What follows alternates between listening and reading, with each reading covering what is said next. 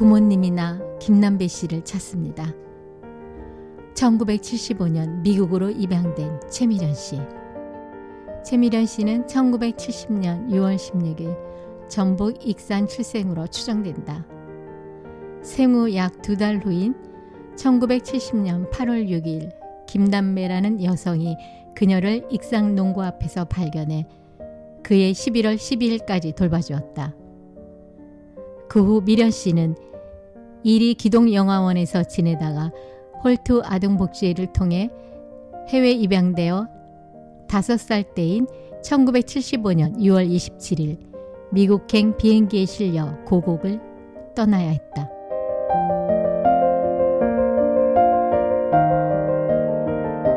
최미련 씨가 살던 마을에 많은 젊은이들이 베트남전에 전사했기 때문에 마을 사람들은 베트남인을 싫어했고 미련 씨도 베트남인으로 취급했다. 백인 마을에 혼자 아시아 소녀로 자라면서 동네 아이들은 그녀 피부색이 어둡다, 눈이 작다, 코가 납작하다고 놀려댔다. 더 어려웠던 것은 백인 입양 엄마도 어떻게 그런 작은 코로 숨을 쓸 수 있니? 하고 놀려댈 때였다. 견딜 수 없을 정도였다. 또 입양 엄마는 엄마 말 안 들으면 빈곤한 나라 한국으로 돌려보낼 거야 라고 야단을 쳤다. 입양 부모는 미련 씨보다 5살 연상의 아들과 1살 어린 아들이 있었다. 입양 부모와 백인 오빠와의 관계는 항상 불편했고 긴장의 연속이었다. 양어머니와의 관계가 가장 나빴다. 양부모는 미련 씨의 모국인 한국에 대해서 전혀 알지 못했고 알고 싶어 하지도 않았다. 미련 씨가 커가면서 한국에 대하여 관심을 갖는 것도 이해하지 못했다. 나중에 아는 사실이지만 홀트에서 미련 씨 양부모에게 입양 전 심리 검사를 하던 중 양어머니는 아동 입양에 적합하지 않다는 판정이 나왔다. 그리고 결국 2번의 입양 시도가 실패한 후 3번째 입양 시도에서 양어머니는 입양 부모를 위한 심리 검사를 통과했다. 그리고 입양한 것이 바로 최미련 씨였다. 그래서 그런지 양어머니는 미련 씨를 야단칠 때마다 항상 너는 내 3번째 선택이었어. 알겠니? 라며 소리쳤다. 불행하게도 양어머니는 기분이 안 좋으실 때마다 제게 온갖 욕설을 퍼부으며 저를 마치 펀칭백처럼 때렸어요. 라고 담담히 말하는 미련 씨 눈에 눈물이 고였다. 양어머니의 숱한 폭행으로 미련 씨 몸에는 지금도 흉터가 남아있다. 성인이 된 지금 미련 씨는 양어머니가 당시 어떤 욕구불만이나 정신질환이 있어서 자신을 그렇게 학대했다는 생각이 든다. 나는 원래 파란 눈을 가진 백인 금발 여자아이를 입양하고 싶었단다. 그런데 그런 아이를 입양하려면 한참을 기다려야 했지. 그런데 너를 입양하는 것은 기다리지 않아도 되었고 조건도 까다롭지 않았지. 가격도 쌌어. 그래서 너를 입양했어. 미련 씨는 양 어머니로부터 이런 이야기를 귀에 못이 박히게 들었으며 자랐고 백인이 아니고 파란 눈이 아닌 자신은 가치가 없다고 생각했다. 미련 씨는 1999년, 2001년, 2003년 각각 친부모나 자기를 발견한 김남배 씨를 찾기 위해 한국을 방문해 익산 농고 근교의 마을을 찾았으나 아무 소득이 없었다.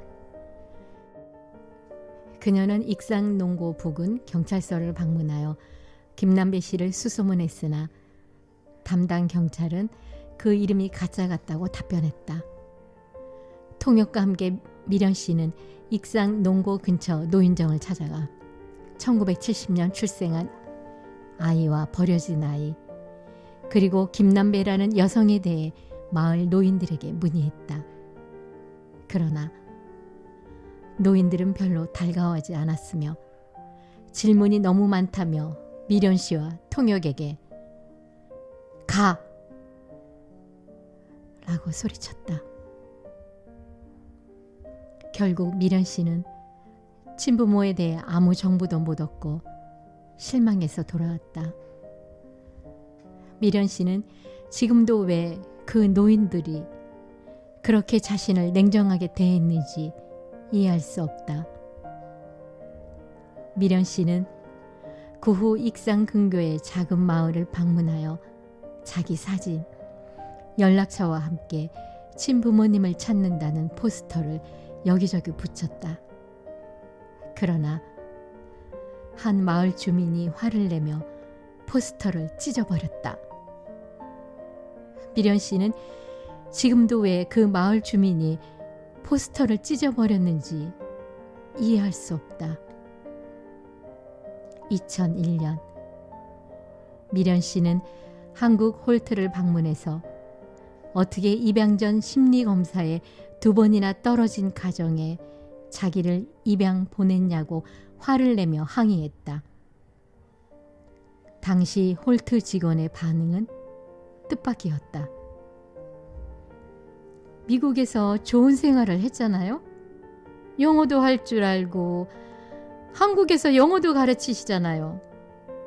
그게 무슨 문제가 있다고 그래요? 미련 씨는 그 직원의 뻔뻔스런 답변에 어이가 없었다. 제가 영어를 말할 줄 알고 가르치면 다른 것은 다 괜찮다고 그 직원은 모든 것을 정당화해서 정말 놀랐어요. 라고 미련 씨는 말했다.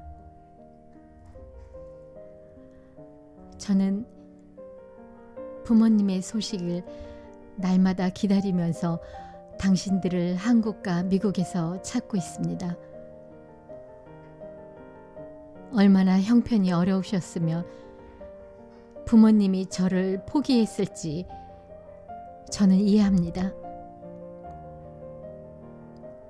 부모님이 제 앞에 어느 날 갑자기 나타나실지 확신이 없지만 저는 그래도 항상 매 순간 부모님을 기다립니다. 오랜 세월이 지났지만 저는 부모님이 어디에 계신지 정말 궁금합니다. 저를 생각하시나요? 저는 자주 부모님이 어떤 분이신지, 제가 누구를 닮았는지 궁금합니다. 저는 다양한 삶을 살아왔지만 딸로서의 삶은 살아본 적이 없습니다. 비록 저와 어떠한 관계도 원하시지 않더라도 연락을 해주세요. 제 출생 배경을 아는 것이 저에게는 너무도 중요한 일이기 때문입니다. 직접 연락하시는 게 어려우시다면 친척이나 주위 분들을 통해서라도 저에게 사실을 알려주세요. 저는 제가 있을 보금자리를 찾아서 전 세계를 여행했습니다. 하지만 늘 친부모님이 저를 다시 반기지 않을까 하는 기대로 수시로 한국에 돌아오곤 합니다.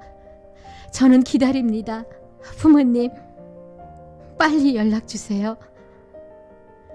오랜 세월 부모님과 떨어져 있던 당신의 딸 최미련 올림.